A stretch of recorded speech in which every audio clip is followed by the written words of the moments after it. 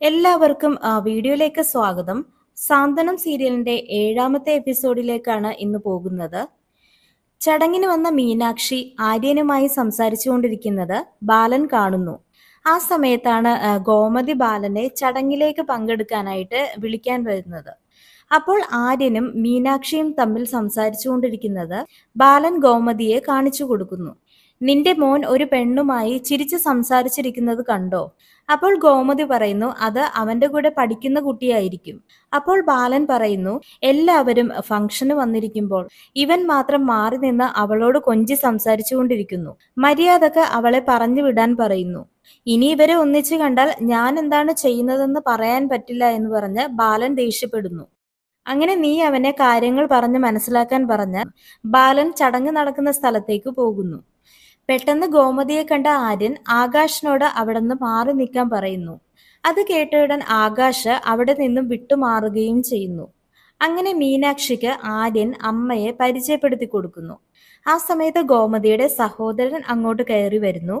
ആര്യനോട് ചോദിക്കുന്നു അത് ആരാണ് സംസാരിക്കുന്നതെന്ന്. അപ്പോൾ ആര്യൻ പറയുന്നു അതൊരു പെണ്ണ്, മനസ്സിലായില്ലേ എന്ന്. അപ്പോ അതെനിക്ക് മനസ്സിലായി, അവർക്ക് ഇവിടെ എന്താണ് കാര്യമെന്ന് ചോദിക്കുന്നുണ്ട്. അതൊക്കെ മാമൻ പിന്നെ ചോദിച്ച് മനസ്സിലാക്കിയ മതി എന്നൊക്കെ പറഞ്ഞ് ആര്യൻ അവിടെ നിന്ന് സ്കൂട്ടാകുന്നത് കാണാം. അപ്പൊ ഗോമതി ചോദിക്കുന്നു മീനാക്ഷിനോട് ആര്യന്റെ കൂടിയാണോ മോള് പഠിക്കുന്നതെന്ന്.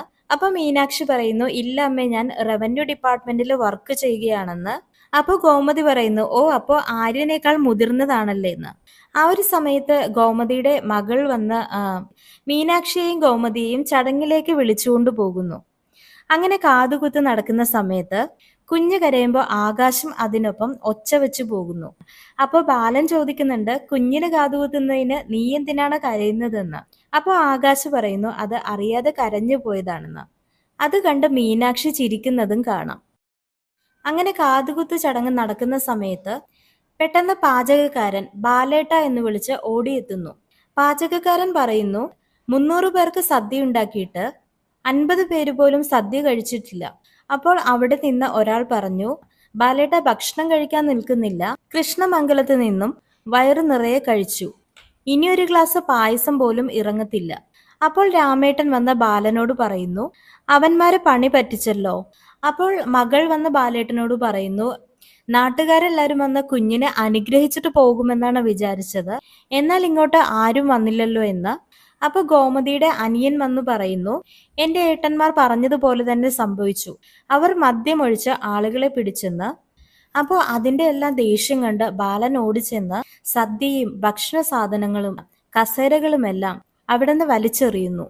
അതിനുശേഷം കൃഷ്ണമംഗലത്തേക്ക് ബാലനും ഗോമതിയും കൂടെ ഇതിനൊക്കെ പകരം ചോദിക്കാൻ ചെല്ലുന്ന കാഴ്ചയാണ് കാണുന്നത്.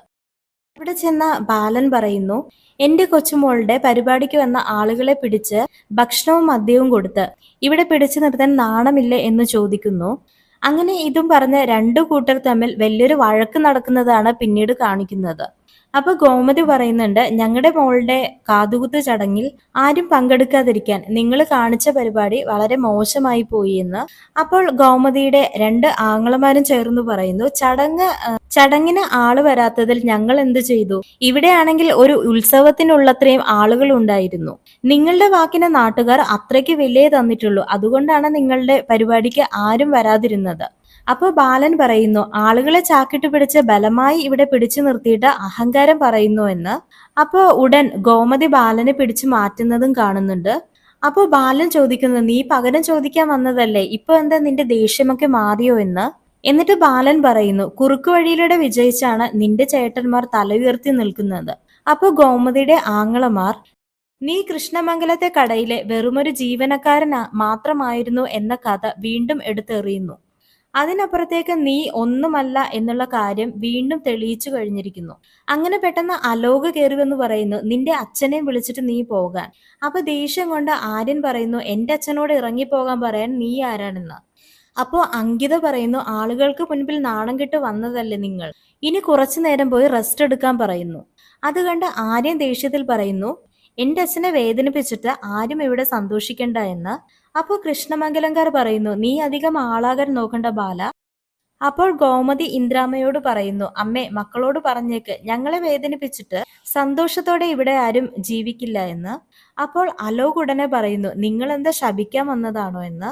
അപ്പൊ ഗോമതി പറയുന്നുണ്ട്, അതെ, എനിക്ക് അത്രയ്ക്ക് സങ്കടമുള്ളത് കൊണ്ടാണെന്ന്. അപ്പോൾ അലോക് തിരിച്ചു പറയുന്നു, സങ്കടമുണ്ടെങ്കിൽ നിങ്ങൾ നിങ്ങളുടെ വീട്ടിൽ പോയി കരയാൻ. ആ ഒരു സമയത്ത് ആര്യൻ അലോകിനെ കയറി കൈവെക്കുന്നു. അങ്ങനെ അവിടെ വലിയൊരു വഴക്കിലേക്കാണ് പോകുന്നത്.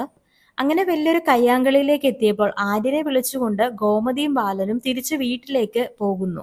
അങ്ങനെ വീട്ടിലെത്തിയ ആര്യൻ ദേഷ്യത്തോടു കൂടി പറയുന്നു, നമുക്ക് തലവേദനയായ അവരെ കൊന്ന് ജയിലിൽ പോകാൻ വരെ ഞാൻ തയ്യാറാണെന്ന്.